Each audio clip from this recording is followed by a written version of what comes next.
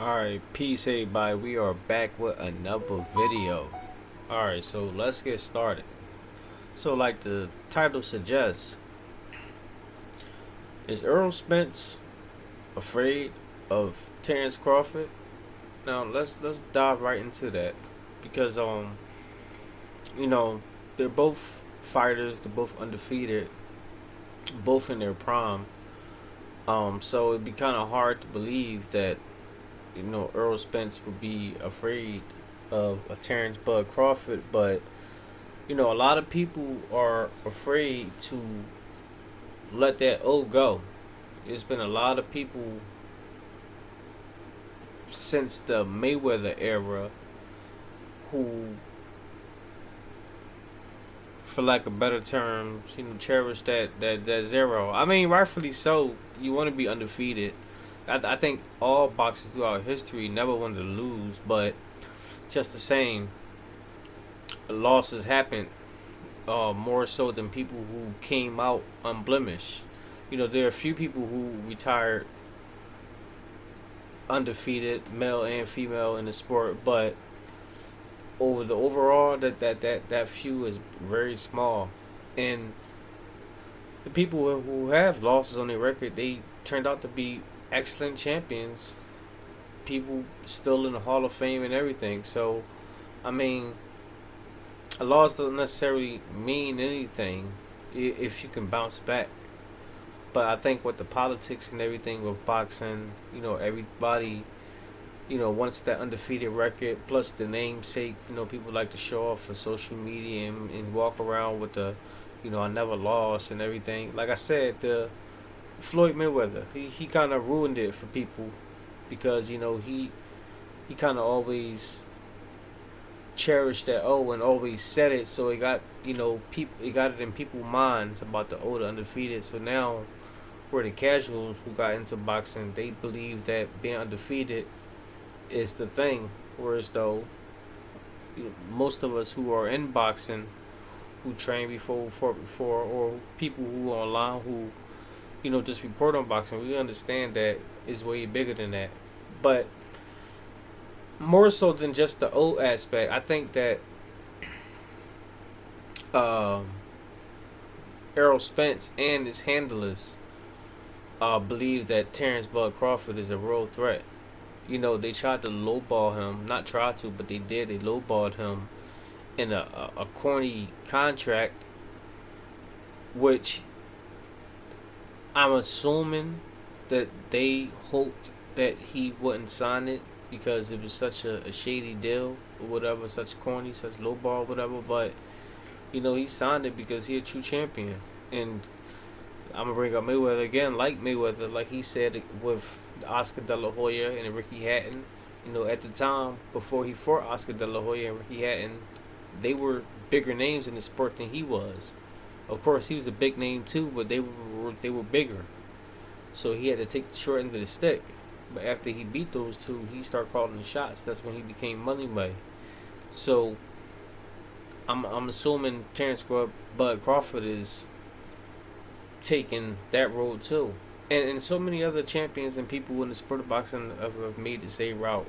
I've heard plenty of people say that they took the short end of the stick. Marvin Hagler, Sugar Ray Leonard, um, Andre Ward, like so many others. So I mean, it's part of the business of the sport. And shoot, Deontay Wilder too. When he was trying to get the Anthony Joshua fight, he was like, "Look, I'll take the low end," because they understand that winning is so much more. Because if you beat the champion, now you can call the shots. You can call the man. It's sort of kind of like what Devin Haney is doing right now. He took the short end of the stick with George Kambosos when they first fight for the being undisputed. And part of that deal was if he just so happened to beat Kambosos, then Kambosos have the right to exercise the immediate rematch, and there's nothing that Devin Haney will be able to do about it, even if he is the current champion, which he is now. So Devin Haney and being the true champion, he's like, all right, cool, I'll beat you again. So this is kind of like the same deal. I'm looking at it, and pretty much Terrence called a bluff. He's like, all right, let's see if you're a man of your word, and it's seemingly that now they not. And Terrence, to be fair, Terrence is trying to give Earl the benefit of the doubt because he's more so saying it's not Earl, it's his handlers. He's saying that I believe Earl want to fight, but it's his handlers.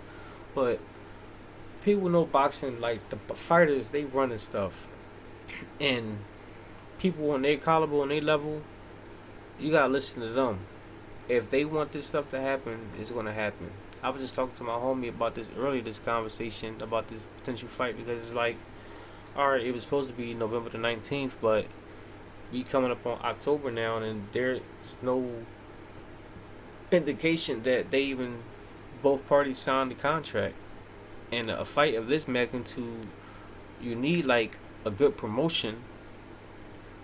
And what are they going to try to do it under a month? I mean, it's possible, but they going to have to be crunching it. And are they both in training camp? I mean, I'm sure they both training because Terrence, he's a workhorse. He lives in the gym.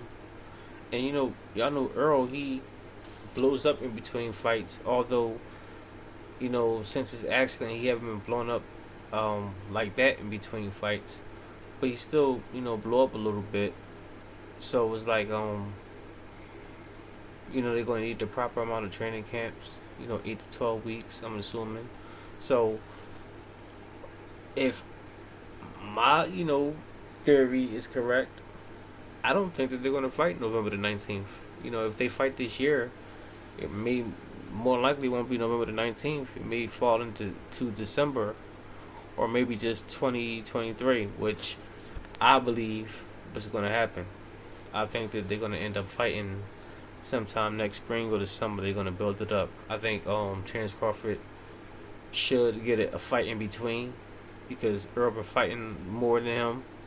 So I think Bud should stay active. If he's not going to fight Earl, he should get a fight at least like sometime the end of this year or early next year, like in January, February, and then they can build up a fight sometime like in April or something like that.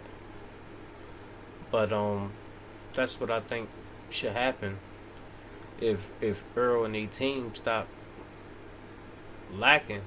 And my homie was saying too, cause my homie a big Errol Spence fan. I like Errol Spence too. I like Terrence more, but I like Errol Spence too. But my homie love Errol Spence, and he like, oh man, this making Earl look bad, man. He like, my homies, they clowning me, man. Cause they like, yo, what's up with your boy? He like, cause I've been talking shit about Earl, saying he gonna bust Terrence up or whatever. And I'm like, yeah, it is making them look bad. They real quiet right now. Now, sometimes quiet can be a good thing because real good deals happen behind the scenes instead of online and social media. That's how that stuff used to happen anyway before social media. But last time I checked, correct me if I'm wrong, Terence Crawford and all of them said they didn't hear anything back from them. So,